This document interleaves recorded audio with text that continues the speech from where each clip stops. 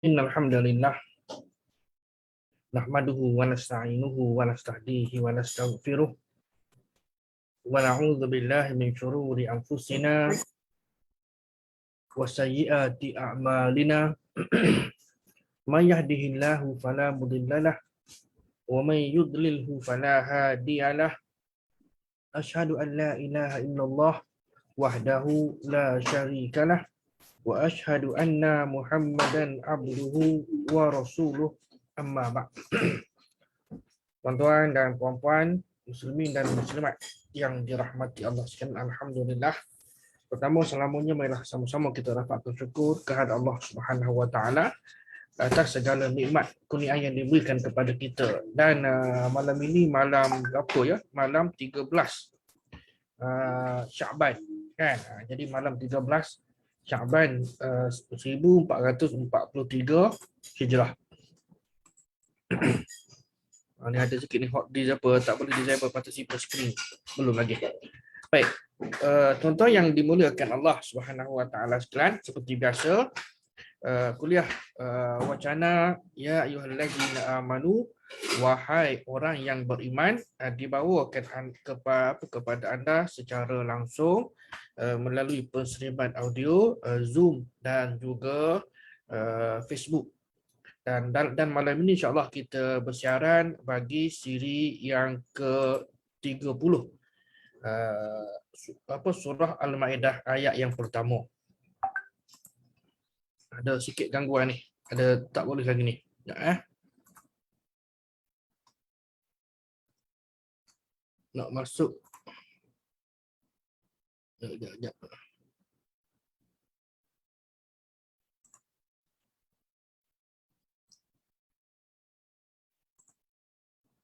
Nak share screen, belum dapat lagi. Baik, tak apalah, sambil-sambil itu barangkali ada masalah teknikal, kita teruskan pengajian kita ataupun perbincangan kita.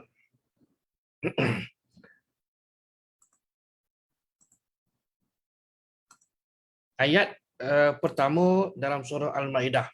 Artinya kita telah pun melepasi surah-surah yang awal selain daripada Al-Fatihah, maknanya surah Al-Baqarah.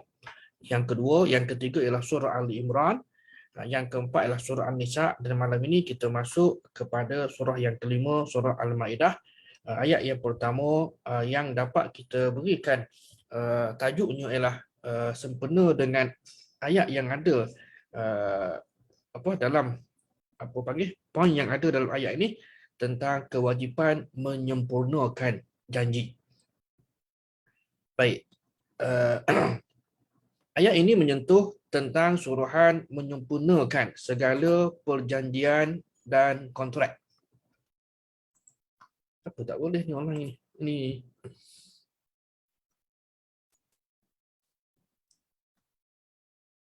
tuan kena dengar je lah. Macam mana ya?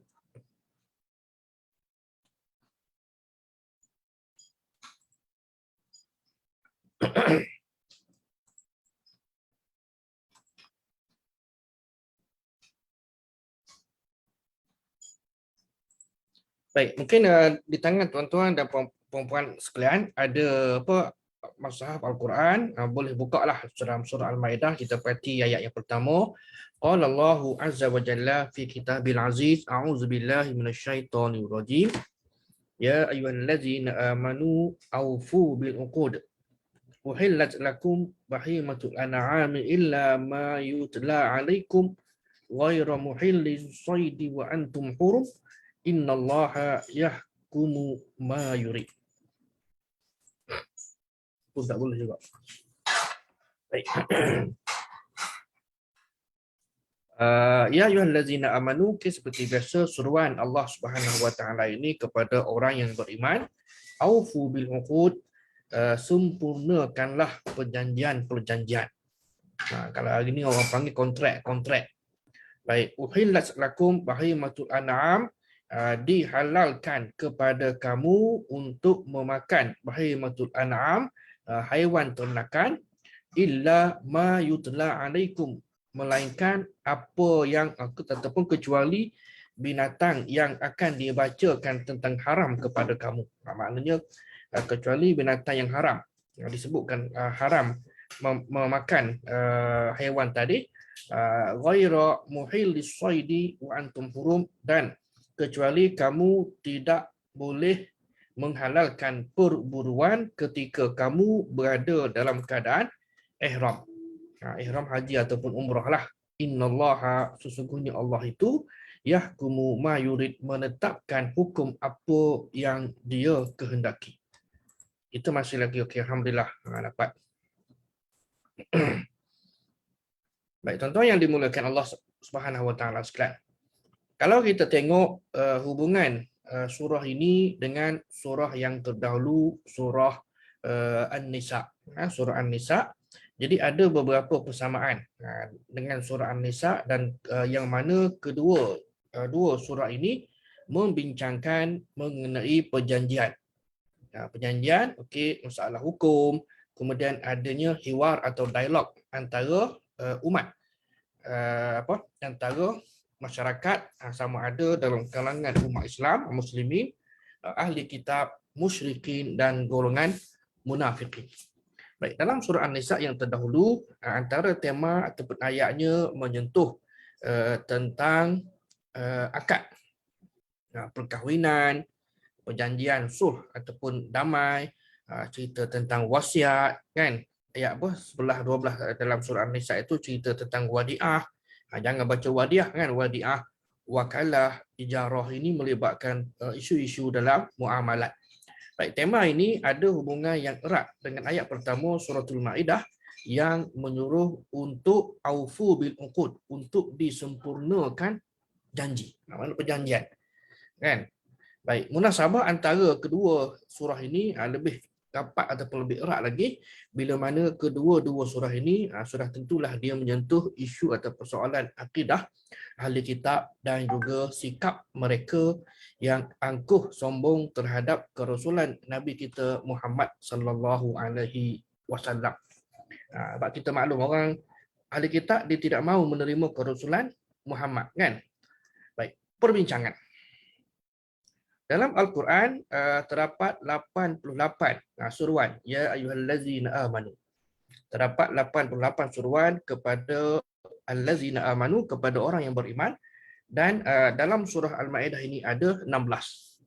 Ada 16, saya tidak senaraikan satu-satulah, mungkin tuan-tuan pun boleh tengok satu-satu. Baik. Ayat pertama ini menekankan kewajipan menyempurnakan janji. Ini bola kali disebutkan pada semua perjanjian ataupun kontrak yang dimeterai. Kontrak apa ni? Kan? Tak kira kita beli, kalau dalam kontrak hari ini biasanya pembiayaan rumah, kenderaan, kan? Ataupun juga jual beli biasa melalui online, kan? Dengan Shopee-nya, dengan apa dan sebagainya. Okey.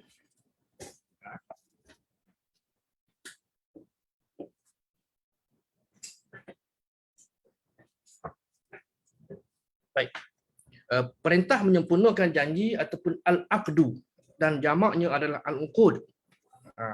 Pada awal surah dan pada ayat pertama yang disebutkan dengan ma'rifah, ada alif lam lah ma'rifah ni.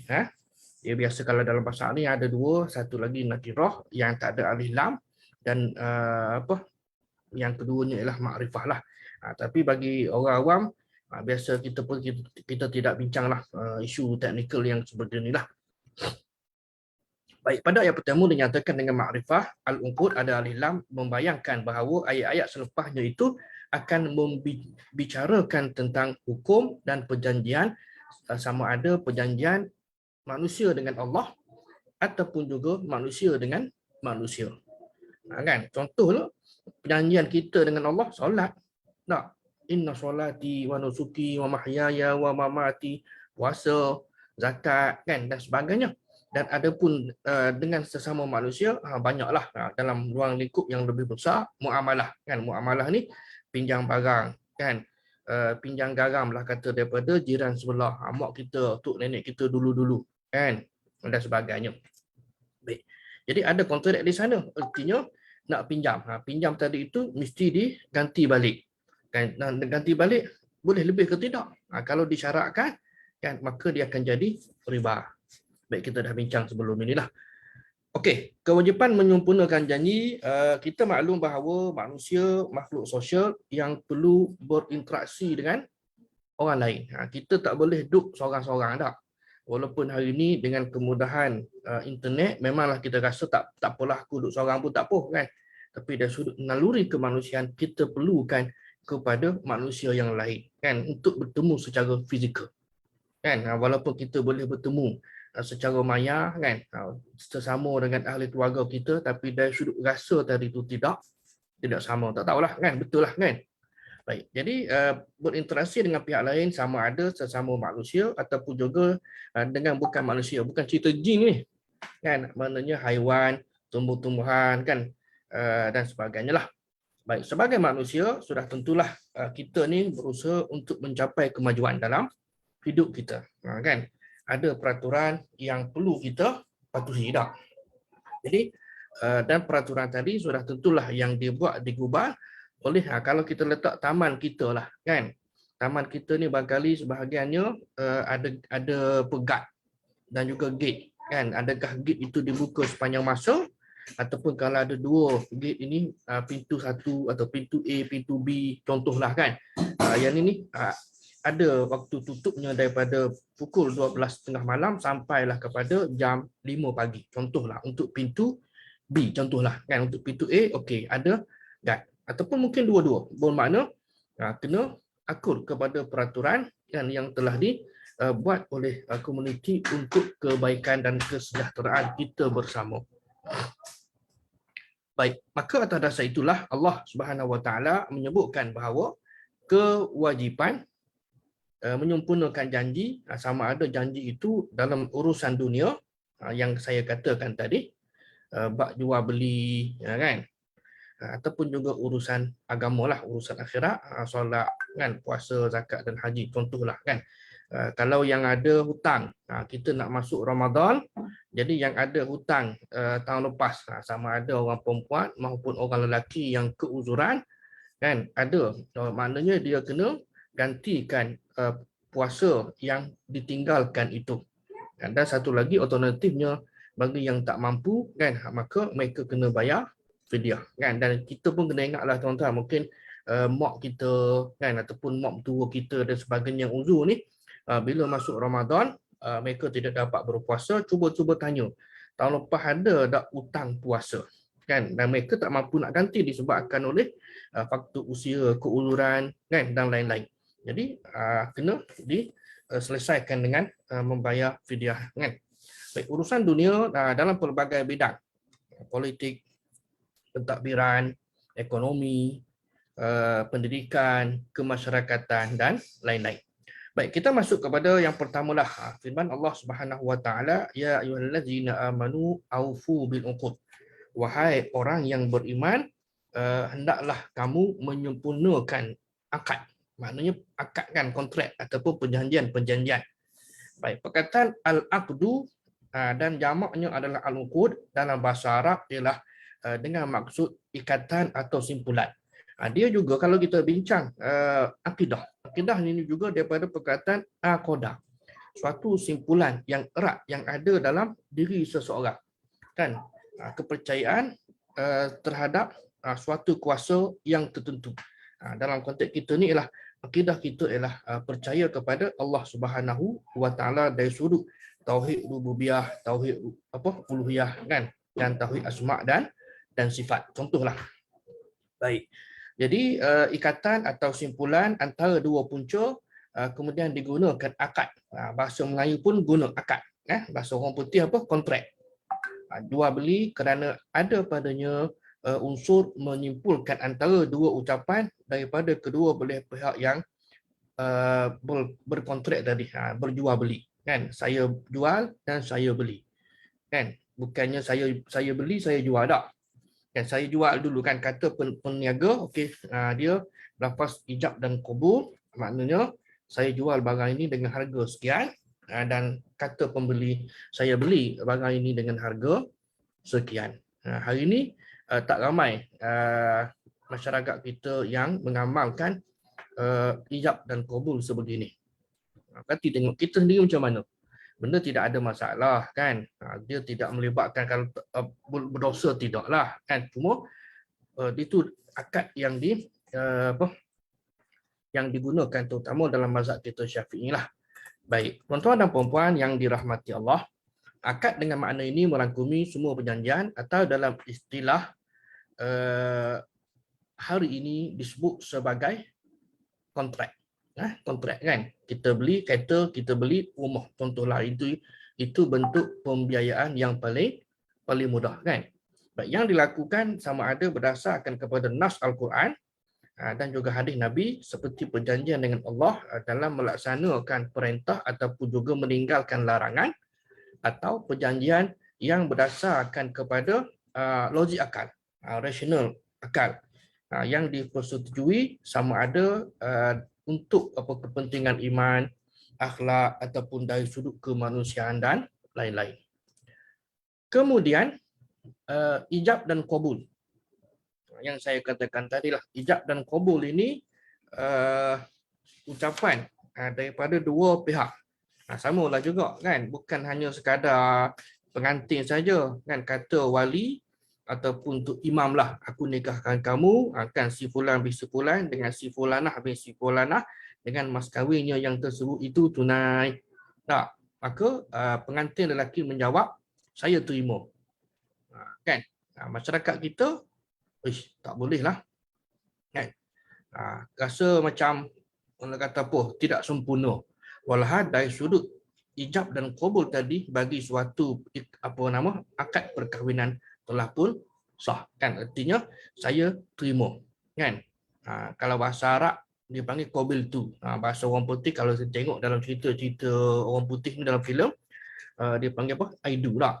Bukan kita tiru Kristian kan, sebenarnya lafaz tadi itu merujuk kepada lafaz ijab dan qabul, saya terima. Cuma dalam kalangan masyarakat kita ni, kita suka menambah kan, saya terima si fulanah bin si fulanah dengan mas kahwinnya yang tersebut itu tunai, tarik pula berapa harakat kan. Maka okey, imam pun tengok toleh kanan, macam mana saksi, okey sebelah kiri pula macam mana saksi, rasa kurang jelira, orang kata kurang jelira, kurang jelas, okey ulang sekali lagi. Kali kedua dua pula dia kata tak boleh, genap, kena buat kali ketiga. Si pengantin tadi dah lencu dah berpeluh. Itulah antara apa kita panggil pengalaman yang dilalui dulu-dululah. Hari ni saya rasa tak ada dah kan. Baik, hari ni pula bentuk yang lain menggunakan mikrofon dan sebagainya kan, sama ada di masjid ke di hotel dan tempat-tempat yang sesuai dengannya lah. Baik. Jadi ijab dan qabul dalam urusan jual beli akad kerana mempertemukan antara dua inilah kehendak pembeli dan penjual kan. Sama ada abad hari ni pun saya kira generasi kita hari ni tuan-tuan, generasi online, kita boleh kan nak beli barang, tengok dalam Lazada. Kalau Lazada ni Arab kata la tu tidak, Zada tu tambah, tidak tambah kan. Lazada ataupun Shopee ataupun mana-mana lagi lah website yang menjual barangan secara dalam talian, ataupun juga kita beli buku macam-macam lah kan. Jadi ada kalanya sampai tidak mengikut spek yang dikehendaki, macam mana?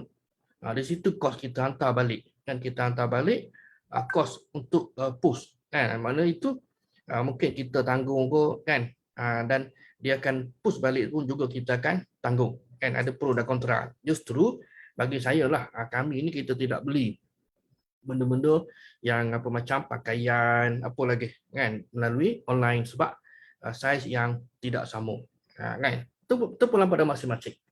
Baik, tuan-tuan yang dimuliakan Allah Subhanahu Wa Taala sekalian. Okey, habis pasal pertama. Artinya mesti melaksanakan dan menyempurnakan kontrak ataupun akad perjanjian.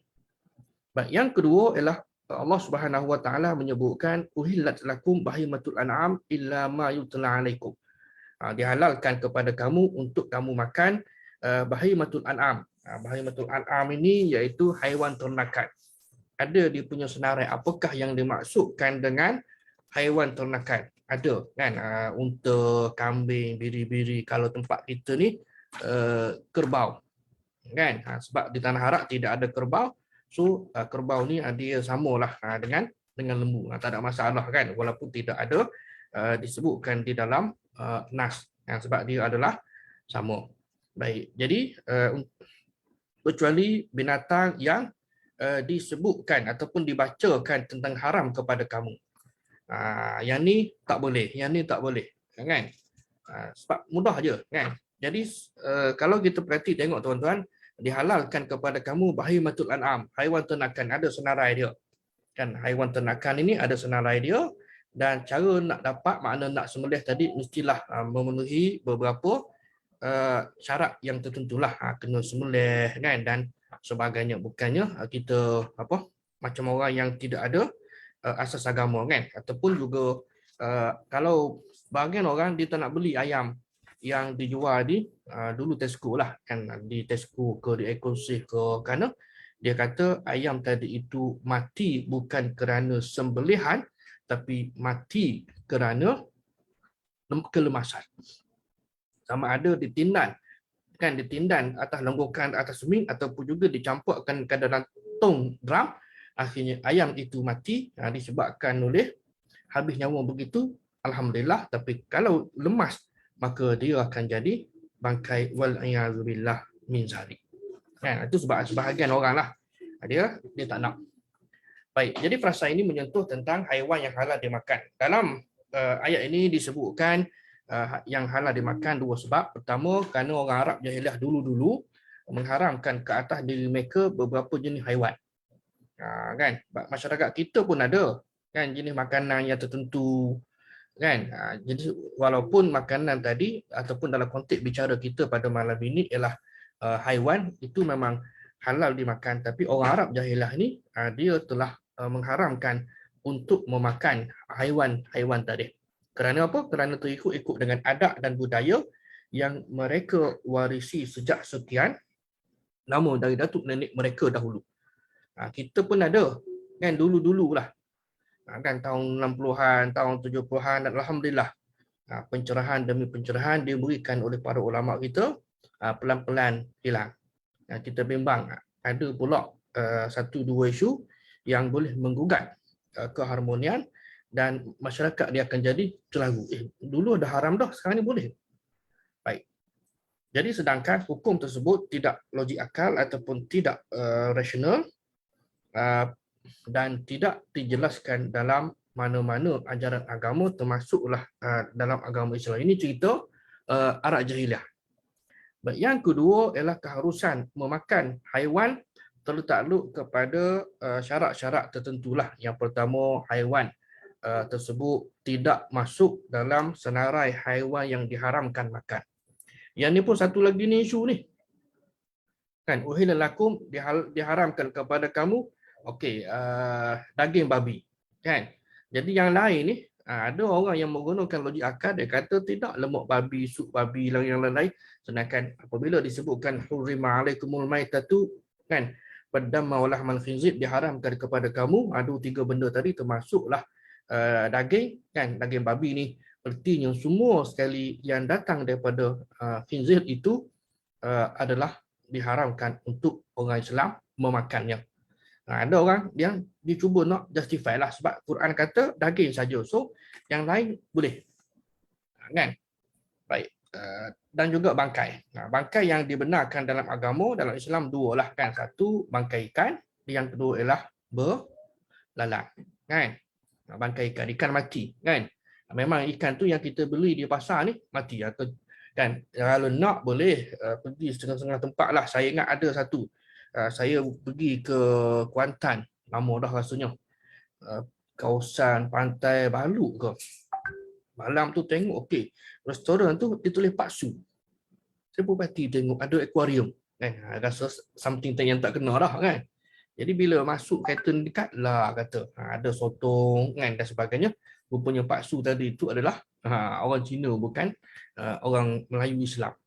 Maknanya jadi haiwan laut tadi tu, seafood tu diletakkan dalam balang kaca ataupun akuarium tadi. Jadi bila kita nak kan, kita boleh pilih lah. Ada sebahagian tempat kan, bukan setakat yang paksu tadi, tempat-tempat kedai makan kita pun juga sama, tapi kebanyakannya ikan yang dah matilah kan. Kita tak panggil dah ikan itu bangkai kan. Kita tak panggil. Tapi memang itulah dia dari sudut hakikatnya ikan yang dah mati dan dibenarkan. Begitu juga dengan darah kan. Dua jenis darah yang diboleh kita guna ataupun kita makan. Baik. Tuan-tuan dan puan-puan yang dimuliakan Allah Taala, yang kedua ialah tidak termasuk dalam keadaan tertentu ketika ia disembelih. Ia disembelih seperti keadaan hayatnya yang mazbuh yang saya sebutkan tadilah kan. Kita nak supaya dia benar-benar mati. Contohlah kan, kalau lembu ataupun kambing yang dikorbankan pada Aidil Adha, itu kebiasaannya kita boleh tengok lembu kambing tersebut memang dia akan mati kan secara pelan-pelan. Tapi kalau di pusat pemprosesan yang ayam ni kan, sebahagianlah, ini ada orang cerita tapi wallahu alam harap-harapnya tidak berlakulah kan, tapi ada kawan-kawan saya pun cerita dulu-dulu ni yang di tempat sekian-sekian di Rawang dan sebagainya, dan isu ini juga agak panas pada masa itulah sehingga pihak berkuasa agama ataupun penguatkuasa pergi buat penyiasatan terhadap premis tersebut kan, dan mendapati tidak ada masalah. Tapi kalau rasa tak yakin, tak payahlah. Ya, kalau rasa tak yakin, contoh yang saya sebutkan tadi lah, ayam Tesco ke, ayam eksklusif ke, ayam sapur sekalipun kan, kalau rasa tak yakin, tak payah kan. Kerana dah ada jaminan daripada syarikat tadi untuk patuh kepada prosedur penyembelihan dan seumpamanya. Kan kita letak begitu. Soal dia khianat, dia tidak jujur, kita berlepas tangan. Dan yang ketiganya ialah haiwan itu tidak diburu dalam keadaan kita ni ihram. Kan kita berpakaian ihram sama ada ihram haji ataupun ihram umrah. Kan? Dan hari ini berlaku ke? Hari ini rasa tak berlakulah kan, sesuai dengan zaman kita tak. Saya tak pastilah, saya rasa tak berlakulah, terutama pada musim haji kan. Jadi semua orang sibuk berlaku kan. Tak tahulah kalau yang jenis minat. Baik. Dan yang ketiga ialah frasa yang ketiga, ghaira muhillis saidi wa antum hurum. Maksudnya kamu tidak boleh menghalalkan perburuan ketika kamu dalam ihram. Ihram ini kena jaga betul-betul. Kan kena jaga betul-betul. Kalau tuan-tuan kursus haji ada 13 perkara tak? 13 perkara yang mesti dipatuhi oleh muhrim. Muhrim ialah orang yang berihram. Kita dulu alhamdulillah dulu confuse mahram dengan muhrim. Hari ini alhamdulillah clear dah. Muhrim ialah orang yang berpakaian ihram kan, ataupun yang berihram ada dua lembar kain putih kan yang dipakai, satu bawah dan satu atas. Mengapa tidak warna lain? Mengapa tidak warna lain? Kukuklah ada warna pelangi ke, ataupun juga warna kuning, kuning muda ke, biru muda ke kan. Kerana kita jangan kita panggil, kadang-kadang manusia ni disukakan kepada benda-benda sebegitu. Kita bimbanglah kan, kukuk ada orang yang mulakan gerakan sebegitu, dan orang awam dia akan follow saja. Baik, ayat ini tuan-tuan menunjukkan akan keharaman memburu, membabitkan, haram juga memakan hasil buruan. Kan? Nak buru apa? Raya hutan. Nak contohlah kan. Jadi kalau dalam konteks realiti, sebab suasana telah berbeza, dan itu yang saya katakan tadi, secara praktiknya boleh katakan tidak berlakulah, boleh kata tidak berlaku untuk seorang tadi itu bila sampai di Mekah kan, dia akan keluar memburu.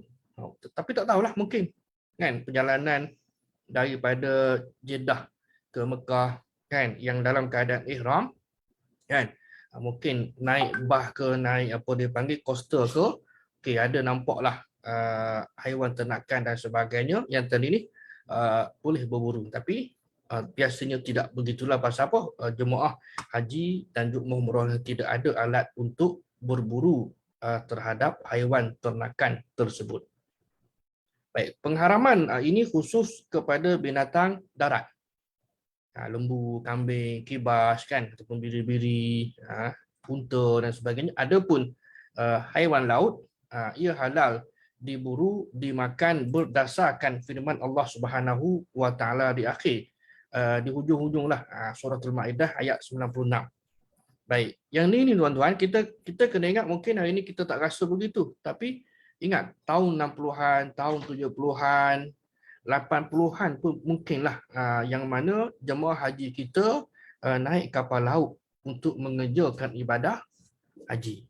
Kan? Kita ni kita naik flight tak. Kemudian naik apa lagi train daripada Madinah ke Mekah kan, zaman telah berubah kan, ada banyak perubahan dan kemajuan.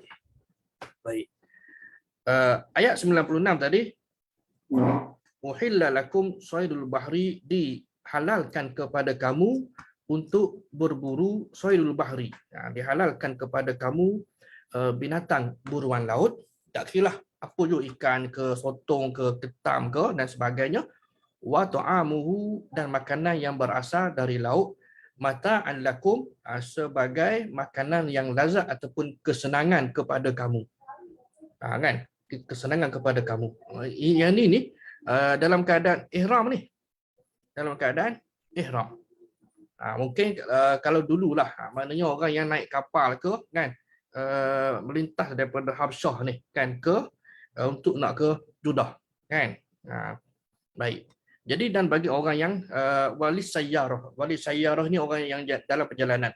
Kalau kita mengaji bahasa Arab, sayyarah ini biasanya anak-anak kita mengenalinya dengan kereta.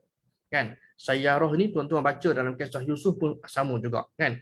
Kan di sini ialah daripada perkataan sara, iaitu orang yang berjalan. Kan? Jadi bagi orang yang dalam perjalanan. Kan?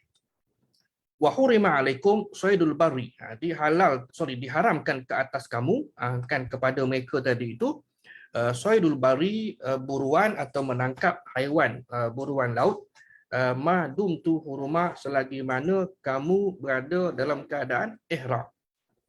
Ini ayat ni nak kena clear. Kena clear, kena faham, sebab sini haram. Haram di sini macam mula-mula kita dengarlah tuan-tuan. Haram. Apa benda ni haram ni? Yang rupanya mereka merujuk kepada haram itu adalah Mekah kan, Masjidil Haram. Kita panggil haram apa? Haram kejadah. Kan? Lain dia punya istilah dan pemahaman antara kita dan mereka. Kan? Jadi bila kita berada di Makkah ataupun di Mekah, tanah haram, maka mereka mengambil kalau kita naik taksi lah kan, pergi ke Ja'ronah ke, pergi ke Tanaim ke, pergi ke mana lagi lah yang tanah halal. Haram. Haram tadi bukan dah dia kata kepada kita, tapi merujuk kepada di offer lah kenderaan kan, biasanya taksi lah untuk ke haram ataupun Masjidil Haram. Itu sebenarnya. Kemudian wattaqullah allazi ilaihi tuhsyarun, bertakwalah kamu kepada Allah. Yang tadi selama kamu berihram kan. Jadi bertakwalah kamu kepada Allah, allazi ilaihi tuhsyarun, kepada Allah yang kepadanya lah kamu, makna kita semua ni akan dikumpulkan, dibangkitkan, iaitu pada hari kan, sini pun mahsyar kan, pada hari mahsyar nanti kan. Jadi kita kena yakin benda-benda yang disebutkan tadi itu, setiap benda, perkara kecil, perkara besar, semuanya akan dihitung oleh Allah Subhanahu wa taala. Baik, di akhir ayat pertama ini, ayat yang pertama dalam surah Al-Maidah ini, innallaha yahkumu ma yurid. Sesungguhnya Allah Subhanahu wa taala menetapkan hukum apa yang dia nak. Kan, ma yurid ini ialah arada yuridu, iaitu kehendaki. Mana Allah tetapkan apa je hukum yang dia nak. Kalau dia kata jadi, dia kata tak jadi, tak jadi. Kan, kita pun tak tahu rezeki kita, ajal maut kita di mana, bila dan sebagainya. Dan maka yang pasti ialah kita sentiasa berusaha untuk mendapatkan rezeki kan, yang halal daripada Allah Taala. Baik, fasa terakhir ayat ini tuan-tuan mengingatkan kepada kita bahawa manusia dia tidak bebas untuk menentukan sistem dan peraturan hidup. Kita ada peraturan, kita ada sistem jalan raya kan, lampu merah, kuning, hijau kan. Jadi ada sistem tertentu yang mana kita juga maklum dia ialah untuk kesejahteraan masyarakat. Kan? Kalau semua orang apa panggil tanpa tolak ansur berebut-rebut, kan? Jadi susahlah. Kan? Oleh sebab itu adanya kawalan trafik untuk nak memudahkan dan melancarkan para pengguna jalan raya dapat sampai ke destinasinya dengan selamat. Jadi poin di sini ialah kan patuh kepada peraturan. Dan peraturan tadi sudah tentulah Allah Subhanahu Wa Taala yang menciptakan manusia, dia buat peraturan. Dia yang buat peraturan, nak dapat dia dari mana? Bila kita baca Quran, kita akan jumpa kan ayat demi ayat. Quran ni dia ada macam-macam. Kan yang selain daripada kisah Nabi dan Rasul, kisah umat yang terdahulu, cerita bab hari kiamat kan, tepuk perkara samiyah dan juga melibatkan soal muamalat dan hukum hakam. Kan? Bab hudud pun ada, qisas pun ada, kan, bab hutang pun ada, bab faraid pun ada yang melibatkan kehidupan kita seharian. Maka patuhlah kan kepada peraturan yang telah ditetapkan oleh Allah Subhanahu Wa Taala tadi. Sebab peraturan ini, undang-undang ini ada yang bersifat kita dengan Allah.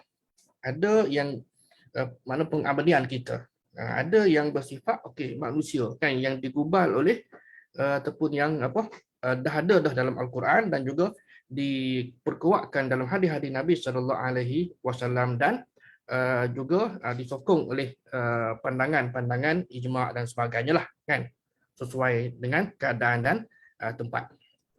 Baik. Jadi kita tidak ada pilihan untuk menentukan cara hidup kita. Kita nak boleh, tapi dari sudut peraturan kita kena akur kan. Contohlah buat haji. Buat haji ni boleh tak kita nak buat setiap bulan? Oleh kerana musim haji dulu-dulu ni kan orang ramai sangat, ini cerita sebelum PKP lah. Kan? Kalau begitu tak apalah, kita buat setiap bulan. Cadangkan kepada kerajaan Saudi Arabia, boleh tak kita buat haji pada bulan Muharram, kemudian bulan Safar dan seterusnya lah kan. Tetap tidak boleh. Kan? Samalah juga kita. Macam orang Arab lah. Dia nak mengerjakan haji itu pada musim sejuk kan. Dia selalu pindah. Kalau dari sudut takwim ini, dia akan pastikan bahawa musim sejuk ataupun Rabi' pada musim bunga lah kan, sekitar bulan 2, bulan 3 nak cuaca yang dengan suhu yang cantik kan, tidak panas tidak sejuk. Jadi dia akan anjak bulan-bulan itu ke depan dan ke belakang untuk memastikan bahawa bulan haji itu kan masuklah bulan haram ini sentiasa menepati kehendak dan nafsu mereka. Maka kedatangan Nabi sallallahu alaihi wasallam lah yang meminda update akan nama dan juga menetapkan kedudukan serta susunan bulan-bulan tadi. Dah settle. Kalau tidak dia akan takdim dan takhir, maknanya mendahulukan dan melewatkan demi kepentingan kehendak dan nafsu mereka lah. Baik, tuan-tuan yang dimuliakan Allah Subhanahu Wa Taala sekalian. Dan nas ini juga pasal yang terakhir ini mengingatkan kepada kita tidak ada pilihan. So, follow je lah kan. Cuma kita kena tengoklah dalam konteks hukum hudud kan. Hukum hudud ni misalnya kesalahan mencuri kan, jika sabit kesalahan boleh dihukum potong tangan kan. Dia adalah pendetailan yang dijelaskan dalam hadis-hadis Nabi sallallahu alaihi wasallam. Tidak semudah itu kan. Kita tidak boleh berretorik kan. Dia mesti ada perkara-perkara teknikal dan semua dari yang perlu dipenuhi.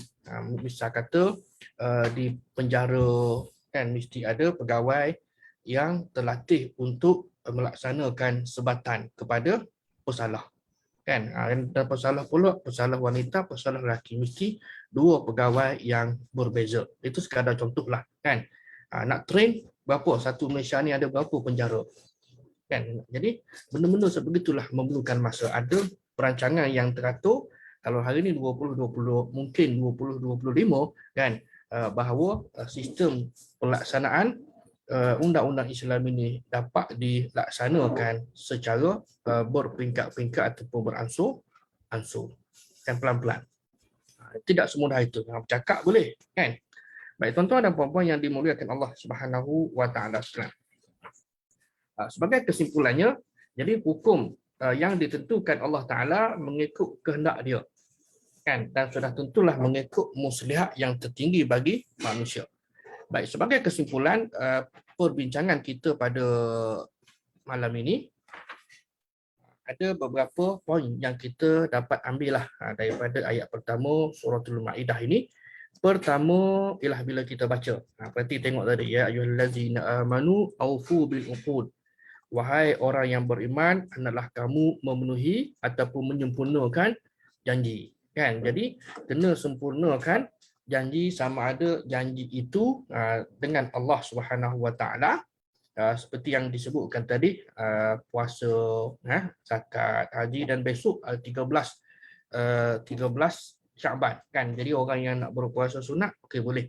Esok hari Rabu kan puasa sunat, kemudian hari Khamis dapat dua lah, 14 dan hari puasa sunat Khamis, dan hari Jumaat adalah 15 hari bulan Islam kan. Jadi boleh kan bagi orang yang nak berpuasa pada bulan Syaban. Baik, antaranya ialah setiap orang yang beriman dia kena berusaha semampu yang mungkin untuk menyempurnakan janji. Hari ni ramai dalam kalangan masyarakat kita ni susah kan, hilang kerja peringkat awal dah tahun 2020. Kan tahun pertama PKP ni ramai yang hilang kerja, maka pihak bank mengeluarkan moratorium kan, bagilah sedikit keringanan tangguh untuk bayar hutang ataupun ansuran kereta tadi itu untuk tempoh tertentulah, seperti berapa 6 bulan dan sebagainya lah kan. Tapi lepas pada tu dia kena usahalah. Ini kadang-kala orang kita ni bukan dia tak mampu, tapi salah urus kan, salah urus cara mengendalikan duit tadi itu, sebab banyak sangat kepentingan kan, banyak sangat gaya hidup ni kan. Handphone yang mahal, walhal kalau handphone yang biasa pun dah memadai dah contoh kan. Baik, jadi sama ada dia berhubungan dengan Allah Subhanahu Wa Taala ataupun juga yang berkaitan dengan sesama manusia. Baik, kemudian umat Islam juga dihalalkan untuk makan daging haiwan. Tadilah unta, pelembu, termasuklah kerbau di tempat kita Malaysia, kambing, kibas kan, biri-biri setelah disembelih mengikut kaedah syarak kan. Dan umat Islam diharamkan memburu haiwan darat ketika dalam ihram haji dan umrah, namun ia dibenarkan selepas mereka mengerjakan haji dan umrah. Jadi saya kira sekadar itulah kot. Ada soalan ke? Masa ada dalam 15 minit lagi.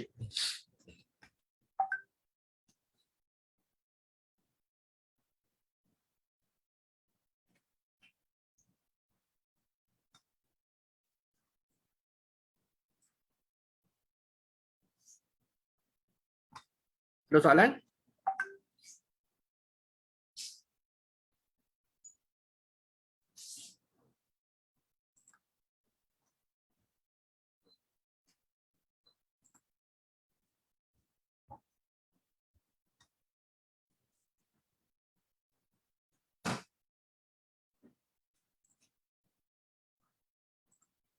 Tak ada.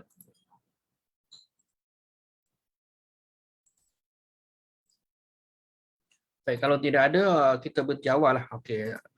Dan tiada. Okey. Jadi seperti biasalah, siapa yang nak berikan infak atau sumbangan kepada Akademi Tadabbur Malaysia dalam melaksanakan majlis ilmu ini, mudah-mudahan mendapat keberkatan daripadanya, bolehlah berbuat demikian pada akaun Bank Islam yang tertera ada sini dah. Yang tertera seperti biasa untuk sumbangan infak kepada perjalanan kuliah-kuliah yang dikendalikan oleh Akademi Tadabbur Malaysia. Jadi saya kira sekadar inilah untuk malam ini. Jazakumullah khairan katsira. Terima kasih banyak-banyak atas komitmen dan penyertaan, terutama perempuan sendiri nampak ni. Tuan-tuan dan perempuan, mudah-mudahan Allah Subhanahu Wa Taala sentiasa memberkati usaha kita untuk mendapatkan ilmu walaupun sedikit dan di mana sahaja kita berada. Saya akhiri dengan lafaz yang mulia, aku liqauli hadza astaghfirullahalazim li wa lakum, wassalamualaikum warahmatullahi wabarakatuh. Dan kita tangguhkan dengan kafaratul majlis dan surat As.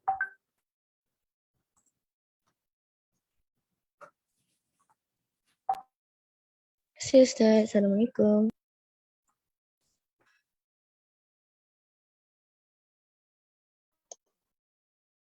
Terima kasih Ustaz. Barakallahu fiik.